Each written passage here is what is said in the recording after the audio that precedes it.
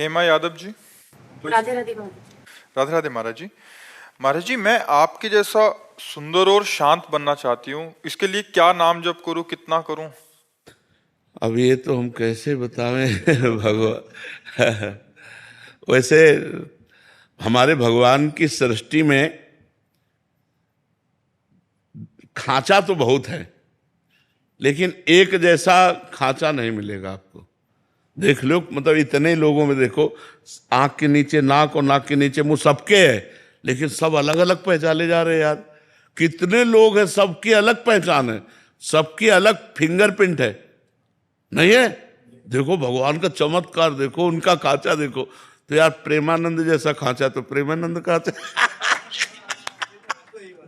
खांचा है, खांचा है। भगवान अपने जो सृष्टि में खांचे बनाए हैं वो अनंत खांचे, पर सब अलग अलग खांचे हैं। हाँ, हमारी बात मानकर जहां हम पहुंच सकते हैं वहीं आप पहुंच सकते हैं। वो राधा राधा नाम जप करो, अच्छे आचरण करो, भगवान को समर्पित भोजन करो, पवित्र भाव से रहो, तो भगवान कृपा करेंगे, अपने नाम धाम लीला प्रभाव को प्रकाशित कर देंगे। वहीं पहुंचेंगे जहां हम पहुंचेंगे। एकमात्र भगवान का आश्रय। अपबल तपबल और बाहुबल चौथो बल है दाम, सूर किशोर कृपाते सब बल हारे को हरि नाम।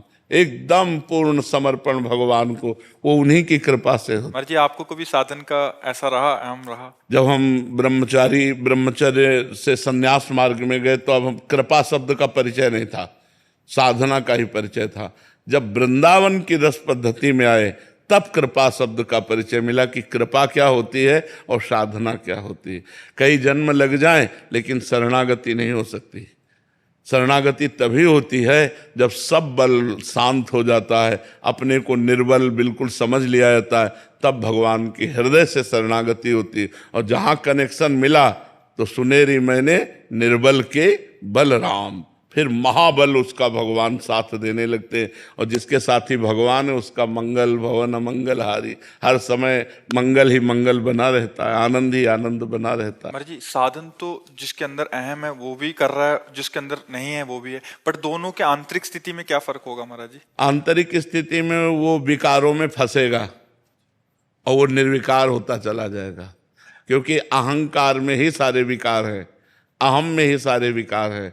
और अहं संस्कृत मूल सूल प्रदनाना, सकल शोक दायक अभिमाना, ताते करें कृपा निधि दूरी, सेवक पर ममता अति भूरी। भगवान अपने भक्त के हृदय में अहंकार नहीं रहने देते, जो अहंकार होता है उसे नष्ट कर देते हैं। जब तक अहंकार रहता है तो भ्रष्ट होने के पूरे चांस हैं, और जहाँ अहंकार खत्म हो गया तो फिर ऐसे गोद में रखते हैं भगवान, करो सदा तिनके रखवारी, जिम बालक राखे महतारी। अहंकार बहुत निंदनीय है और त्याज्य है, क्योंकि अहंकार से ही बड़े पूज्य जनों का अपमान हो जाता है, बड़े बड़े अपराध बन जाते हैं, गुरुजनों के प्रति अपराध बन जाते। देखो, अगर थोड़ा अहंकार आ जाए तो नारद जी जैसे महात्मा में भी दोष उत्पन्न हो जाए।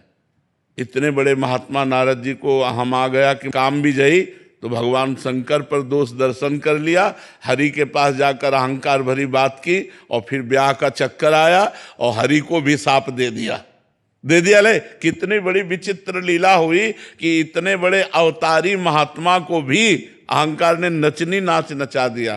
केवल एक बात आ गई कि काम विजयी हूं। कोई भी अहंकार है तो नचनी नाच माया नचा देगी, और अहंकार रहित जो साधन है वो भगवान के प्रेम को प्राप्त होता है।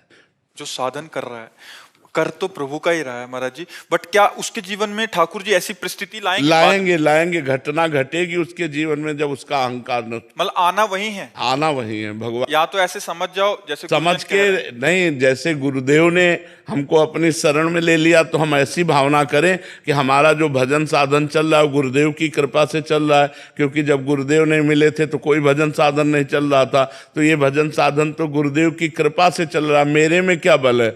अगर ये बात आ गई कि मैं भजनानंदी, तो मैं फिर गिरना पड़ेगा, फिर कहीं ना कहीं ऐसी जगह गिरेंगे जहां पता चलेगा मैं कुछ नहीं हूं, तब आएगा हे हरि अब आप मुझे बचा लो, तो हरि उसी समय बचा लेंगे।